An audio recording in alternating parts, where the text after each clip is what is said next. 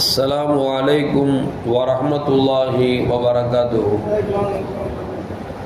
الحمد لله رب العالمين والصلاة والسلام على أشرف المرسلين وعلى آله وأصحابه وأزواجه وذرياته وأهل بيته أجمعين.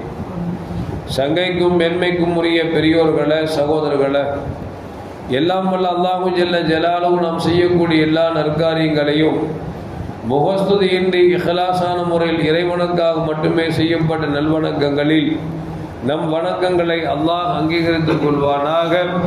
நாம் செய்யக்கூடிய வியாபாரங்களிலும் தொழில்துறைகளிலும் நஷ்டமில்லாத ஹலாலான முறையில் நிரம்ப லாபத்தை பெற்று அந்த லாபகரமான வாழ்க்கை கொண்டு தம் தேவைகளையும் தேவை உடையவர்களின் தேவைகளையும் நிறைவேற்றக்கூடிய நல்ல பொருளாதாரத்தையும் உள்ள விசாலத்தையும் அல்லாஹ் நம் அனைவர்களுக்கும் வழங்கி அருள்வானாக.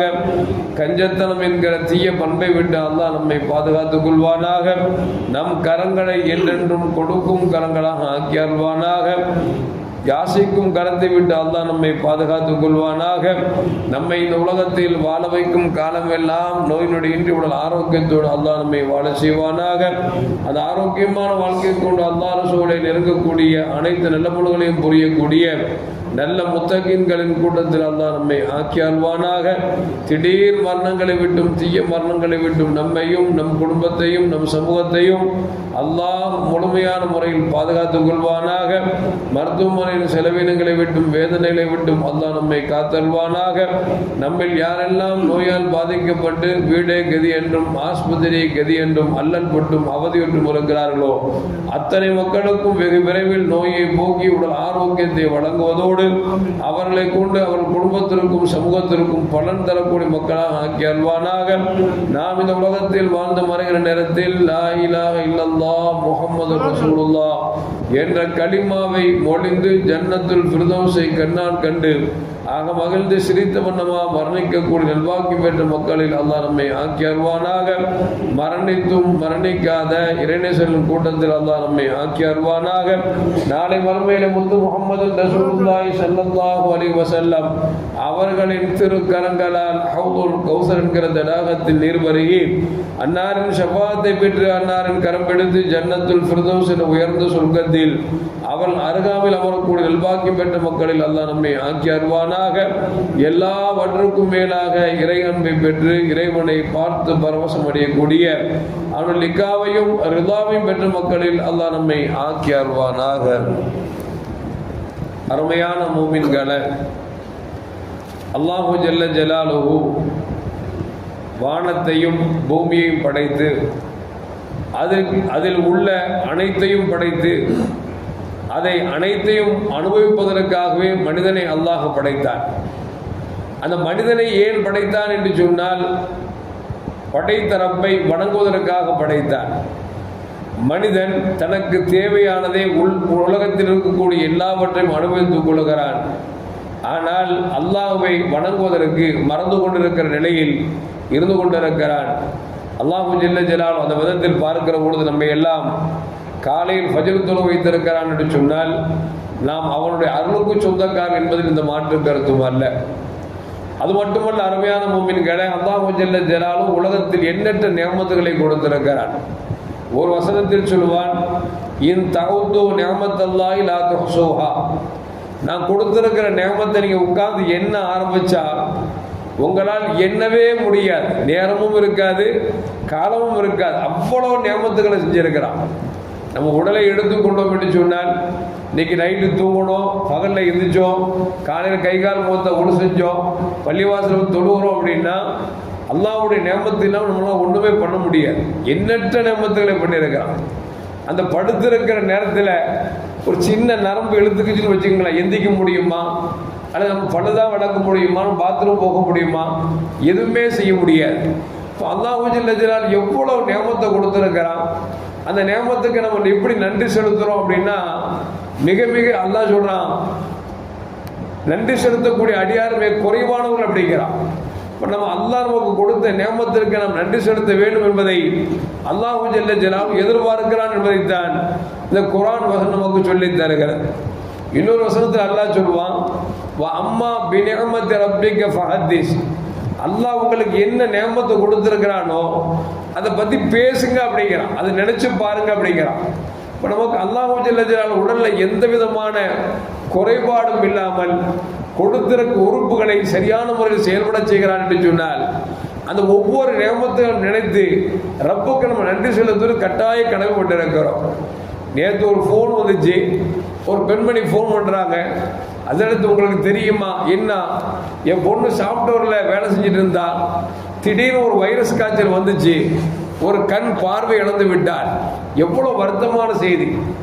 அந்த கண் பார்வை இழந்தது மட்டுமல்ல, உடலில் இருக்கக்கூடிய உள்ளுறுப்புகளில் ஒவ்வொரு உறுப்புகளிலும் அந்த வைரஸ் காய்ச்சலால் கட்டி ஏற்பட்டு அந்த பொண்ணு உயிருக்கு ஊசலாடி கொண்டிருக்கிறது என்கிற தகவலை கேட்கிற பொழுது நமக்கெல்லாம் அல்லாஹ்வுடைய பயம் அதிகமாகிவிட்டது. அல்லாஹ் ஜல்ல ஜலாலுஹு அந்த பெண்மணிக்கு பரிபூர்ணமான ஆரோக்கியத்தை தந்தல்வானாக. அல்லாஹ் பாருங்களேன், நமக்கு ரத்தத்தை ஓடுற விதத்தில் ஓட வச்சுட்டு இருக்கான். கொஞ்சம் ஹையாயிடுச்சுன்னு வச்சுங்களேன், அப்பவும் மனுஷனுக்கு நினைச்சது நரம்பு வெடிச்சிருது. கொஞ்சம் லோவாச்சு அப்படின்னா கீழே படுக்க வச்சிருது. இப்போ லோ பிபி அப்படிங்க ஹை பிபிங்க என்னென்னமோ சொல்கிறான்.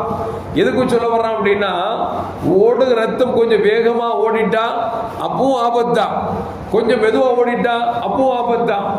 பல்ஸ் இருக்கு பார்த்தீங்களா, ஒரு நிமிஷத்துக்கு இவ்வளோதான் துடிக்கணும்னு இருக்குது. அதுக்கு மேலே துடிச்சாலும் ஆபத்து, குறைஞ்சி துடிச்சாலும் ஆபத்து. அப்படின்னா அல்லாஹ் எல்லாத்தையும் சமமா எவ்வளவு நேரத்தில் என்னத்தை துடிக்க வைக்கணுமோ, எப்படி ரத்தத்தை ஓட வைக்கணுமோ ஓட வச்சுட்டு இருக்கான். அப்படின்னா இது நம்ம கையில அங்க இருக்கு, அல்லாஹ்வுடைய கையில இருக்கு. அல்லாஹ் சொல்றான், நீங்க நன்றி செலுத்துங்க அப்படிங்கிறான். இப்ப நன்றி எப்படி செலுத்த முடியும்? ஒன்று வணக்கத்தின் மூலியமாக, திக்ரின் மூலியமாக, இறைவன் நமக்கு எதை கொடுத்தானோ அது பிறருக்கு கொடுப்பதன் மூலியமாக நாம் இப்படி நன்றி செலுத்துகிற பொழுது அல்லாஹ் சொல்றான், லைன் ஷக்கர்தும் ல அஸீதன்னகும், நான் கொடுத்ததற்கு நீங்க நன்றி செலுத்தினீங்கன்னா உங்களுக்கு மென்மேலும் தருவேன் என்று அல்லாஹ் ஜல்ல ஜலாலுஹு குர்ஆன்ல சொல்லி காட்டுறான். ஹாரூன் ரஷீத் பாதுஷா நாடாளும் மன்னர் ஒரு நாள் அப்படி வாகனத்தில் போய் கொண்டிருக்கிறார்கள். கடுமையான தாகம் அடிக்கிறது, தாகத்துக்கு தண்ணீர் தேடுகிறார்கள். ஒரு வீடு ஒன்று தெரிகிறது, அந்த வீட்டில் போய் தண்ணி தாங்கல அப்படின்னு கேட்கிறாங்க. இப்னு இஸ்ஹாக் என்று சொல்லக்கூடியவர் அந்த வீட்டுடையவர், அவர் மிகப்பெரிய இறைநேச செல்வர் தான். இந்த அரசரும் சாதாரண மனுஷன் இல்லை. ஹாரூன் ரஷீத் எப்படின்னு சொன்னாவே ரஹமத்துல்லாஹி அலைஹின்னு சொல்லுவாங்க. என்ன காரணம்னா அவங்க அரசராக இருந்தாலும் கூட இறைநெருக்கத்தை பெற்றவங்க. ஹாரூன் ரஷீத் பாதுஷா இப்னு இஸ்ஹாக்கோட வீட்டுக்கு போயிட்டு கொஞ்சம் குடிக்க தண்ணி கொடுங்களேன், தாங்க அடிக்குது அப்படின்னு சொன்ன உடனே அவர் பூஜால தண்ணி எடுத்து கொண்டு வந்து ஹாரூன் ரஷீத் பாதுஷாட்ட கொடுக்குறார். கொடுக்கும்போது சொல்றாரு, இந்த தண்ணி நான் தரமாட்டேன்னு சொல்லிட்டேன்னு வச்சுக்கங்களேன், நீங்க எவ்வளவு விலை கொடுப்பீங்க அப்படின்னு கேட்கிறார். ஹாரூன் ரஷீத் பாதுஷா சொல்றாங்க, எனக்கு இருக்கிற தாகத்துக்கு நான் நாடாளும் அந்த நாட்டில் பாதி என்ன உனக்கு கொடுத்துருவோம்பா அப்படின்னு சொன்னாங்களாம். அப்போ கொடுத்து சொல்லிட்டு அந்த தண்ணி ஹாரூன் ரஷீத் பாதுஷா குடிச்சுட்டு சொன்னாங்க. குடிச்சிட்டு அது இப்னு இஸ்ஹாக் கேட்டாங்களாம், குடிச்ச தண்ணி வெளியே சிறுநீரா போன வச்சுங்களேன், மூத்திர கடுப்பு வந்து வச்சுங்களேன், இன்னைக்கு என்ன செலவு பண்ணுவீங்க அப்படின்னாங்களாம். என்ன செலவு பண்ணுவேன், மீதி இருக்கிற பாதி நாடையும் கொடுத்தாவது எனக்கு அந்த ஏற்பட இருக்கிற உதிரை, அந்த ஏற்பட இருக்கிற நோயை போக்குறதுக்கு நான் செலவு செய்வேன் அப்படின்னு சொல்லி அந்த ஹாரூன் பேச சொன்னாங்களாம். அப்பதான் சொன்னாங்களாம் இப்னு இஸ்ஹாக் சொன்னாங்களாம், அல்லாஹ் பார்த்தீங்களா, ஒரு மீட்டர் தண்ணீருக்கு நீங்கள் ஆளுகிற ஒரு நாட்டையே கொடுத்துருவீங்க அப்படின்னா அல்லாஹ் இந்த தண்ணியை கொஞ்சமாவது குறை வச்சிருக்கானா? காசு கொடுத்தா வாங்குறோம், எவ்வளவு இலவசமா அல்லாஹ் தர்றான், உணவை தர்றான், உடையை தந்திருக்கிறான், உடலை கொடுத்துருக்கான், உடலுக்குள்ள எத்தனை பெயர்பாட்சிகளை வச்சிருக்கிறான், எல்லாத்தையும் செயல்பட வைக்கிறான்னா நம்ம அல்லாஹ்வுக்கு எப்படி நன்றி செலுத்த முடியும் என்று சொன்ன பொழுது ஹாரூன் ரஷீத் பாதுஷா அப்படி அழுக ஆரம்பித்து விட்டார்களாம். தாடியெல்லாம் நனைந்து மடியெல்லாம் நனைந்து நான் ரப்புக்கு நான் நன்றி செலுத்தாதவனாக ஆகிவிட்டேன் என்று சொல்லி இறைநேச செல்வர் ஒருவர் அழுகிறார் என்று சொன்னால், அருமையான மக்களே, அல்லாஹ் நான் எல்லா வசதி வாய்ப்பும் கொடுத்துருக்கான். நம்ம நினைச்சிடும் அப்படின்னா நமக்கு என்ன தரலன்னு யோசிக்கிறோம். வாடகைகள் இருக்க நினைக்கிறான், நமக்கு எங்க அல்லாஹ் கொடுத்தா? சொந்த வீடு இல்லை, நம்ம கையில காசு இல்லை, அது இல்லை, இது இல்லை, இப்படித்தான் புலம்புறோமே தவிர கீழே உள்ள யாரா பாக்குறோமா அப்படின்னா பாக்குறது இல்லை. நாம வாடகை வீட்டில் இருக்கிறோம், எத்தனை பேர் ரோட்ல படுத்து கிடக்கிறான், எத்தனை பேர் ஆஸ்பத்திரியில் படுத்து தூக்கம் வராம உட்கார்ந்துட்டு இருக்கான், எத்தனை பணக்காரனா இருந்து காசு வச்சுட்டு தூக்கம் இல்லாம உட்கார்ந்துட்டு இருக்கிறான். அல்ல நம்ம நிம்மதி தூங்க வச்சிருக்கிறானே, நமக்கு ஒரு இடத்த கொடுத்துருக்கான் அப்படி யோசிக்கிறத போட்டு ரப்பு எனக்கு என்ன தரலன்னு யோசிக்கிறமே தவிர என்ன தந்தான் யோசிச்சாதான் நினைக்க முடியும், நன்றி செலுத்த முடியுமே தவிர என்ன தரலன்னு நினைச்சு வச்சீங்களே அது நமக்கே ஆபத்தா போய். ஒரு கட்டத்தில் உமர் ரலியல்லாஹு தஆலா சில தோழர்களோடு போவாங்க. அங்க ஒரு இடத்துல பார்த்தா கை கால் இல்லாத ஒரு முடவன் தஸ்பீஹ் செய்து கொண்டிருக்கிறார். அப்பொழுது அந்த சஹாபா தோழர் கேட்கிறாங்க, உமர் ரலியல்லாஹு தஆலா அவர்களே, அந்த ஆளை பாருங்க, கையும் இல்லை காலும் இல்லை, அவர் உட்கார்ந்து தஸ்பீஹ் செஞ்சுட்டு இருக்காரு, அல்லாஹ் இவருக்கு என்ன நியமத் செஞ்சிட்டான் அப்படின்னு சொல்லி பேசி கொண்டிருக்கிற பொழுது உமர் ரலியல்லாஹு சொன்னாங்களா, அல்லாஹ் அவருக்கு என்ன நியமத் செஞ்சிட்டான்னு சொல்லி அவர்கிட்ட போய் கேட்போமே, ஏன்னா அவர் தான் தஸ்பீஹ் செய்றாரு. போய் அவர்கிட்ட போய் கேட்டாங்க, நீங்க அல்லாஹ்வை திக்ர் செய்றீங்க, தஸ்பீஹ் செய்றீங்களே, அல்லாஹ் உங்களுக்கு என்ன நியமத் செஞ்சிருக்கான் அப்படின்னு அவர் சொன்னாராம், ரப்பு எனக்கு என்ன நியமத் செய்யலன்னு சொல்லுங்க அப்படின்னா. எனக்கு ரப்பு எனக்கு என்ன நியமத் செய்யல அப்படிங்க கேட்டுட்டீங்க அப்படின்னாராம். இல்ல நீங்க என்ன நியமத்தை சொல்லுங்களேன். குடிக்கிற தண்ணி இலகுவா வெளியே போதில்ல, உள்வாங்கிற உணவு எனக்கு கழிவா வெளியே போதில்ல, இந்த ரெண்டுக்கு நான் இதுவரைக்கும் நன்றி செலுத்தலையே அப்படின்னு சொல்லி கையும் காலும் இல்லாத முடவன் வருத்தப்பட்டான் என்று நமக்கு வரலாற்றில் பதிவு செய்யப்படுகிறது. நம்ம எதுக்கு சொல்லுவோம் அப்படின்னா, அல்லாஹ் எத்தனையோ நியமத்துகளை கொடுத்துருக்கிறான். அந்த நியமத்துகளை நினைச்சு பார்க்காம நமக்கு என்ன கிடைக்கலையோ, நம்ம என்ன ஆசைப்படுறோமோ அது கிடைக்கல அப்படின்னா நம்ம உட்கார்ந்து அல்லல் படுறோம் அப்படின்னா, இந்த அல்லல் படக்கூடியவனுக்கு அல்லாஹ் ஒருபோதும் கொடுக்க மாட்டான்.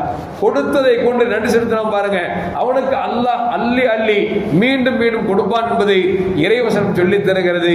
எல்லாம் பண்ண அல்லாஹ் ஜல்ல ஜலாலுஹு கொடுத்ததற்கு தகுதியுள்ள நன்றி செலுத்தக்கூடிய மக்களாக என்னையும் உங்களையும் ஆக்கி அருள்வானாக.